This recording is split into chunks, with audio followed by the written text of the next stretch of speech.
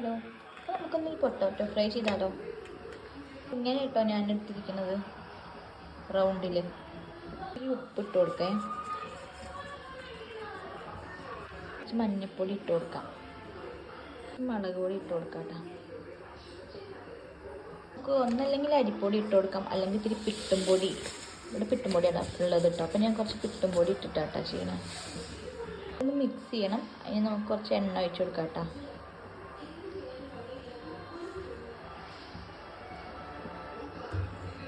ഇത് നന്നായിട്ടൊന്ന് മിക്സ് ചെയ്ത് കൊടുക്കേ. എല്ലാത്തിലേക്കും എത്തണം കേട്ടോ ഈ മസാലയ്ക്ക്.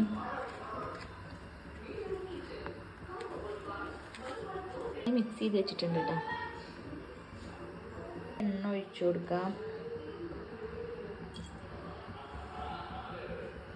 നന്നായി ചൂടാവണം കേട്ടോ, എന്നാലേ നമുക്ക് അത് നേരം പോലെ ഫ്രൈ ആയി കിട്ടുള്ളൂ. നന്നായിട്ട് തിളച്ചിട്ടുണ്ട് കേട്ടോ.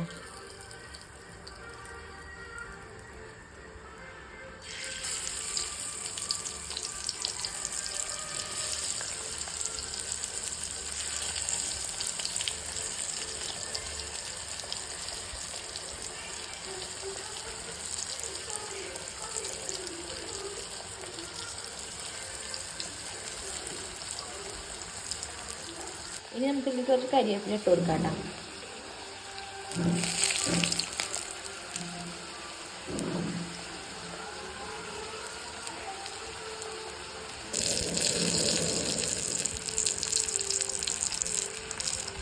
ഫ്ലെയിം ഒരിക്കലും താഴ്ത്തിയിടരുത് കേട്ടോ, അപ്പോൾ ഇത് കുഴഞ്ഞു പോകും. അപ്പോൾ നമുക്കിത് ടേസ്റ്റായിട്ട് കിട്ടില്ല. അപ്പോൾ നമുക്ക് നന്നായിട്ട് ഇത് മുരിഞ്ഞിട്ട് കിട്ടും.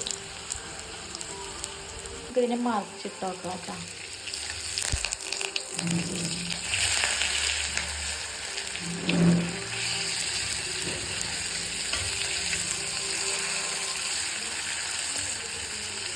അതെ, നന്നായി ഫ്രൈ ആയി കിട്ടിയിട്ടുണ്ട് കേട്ടോ. ഞാൻ പിട്ടുപൊടി ഇട്ടിട്ടുണ്ടല്ലോ, അതൊക്കെ നന്നായി ഇങ്ങനെ മൊഴിഞ്ഞിട്ട്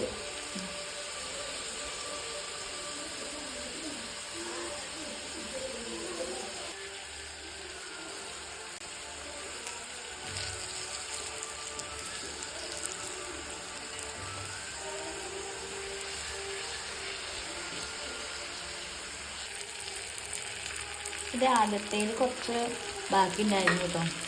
അതിൽ വീണ്ടും ഇട്ടിട്ടുണ്ട്.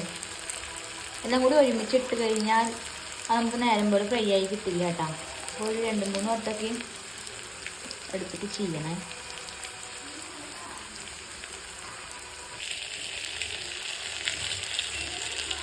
കുട്ടികൾക്കൊക്കെ ഇത് ഒരുപാട് ഇഷ്ടമാവുമല്ലേ, അപ്പോൾ അവർക്കൊക്കെ ഉണ്ടാക്കി കൊടുക്കാൻ പറ്റിയതാട്ടോ ഇത്. അതെ, നമ്മുടെ ഫ്രൈ റെഡി ആയിട്ടോ. അപ്പോൾ എല്ലാവരും ഒന്ന് ട്രൈ ചെയ്ത് നോക്കണേ.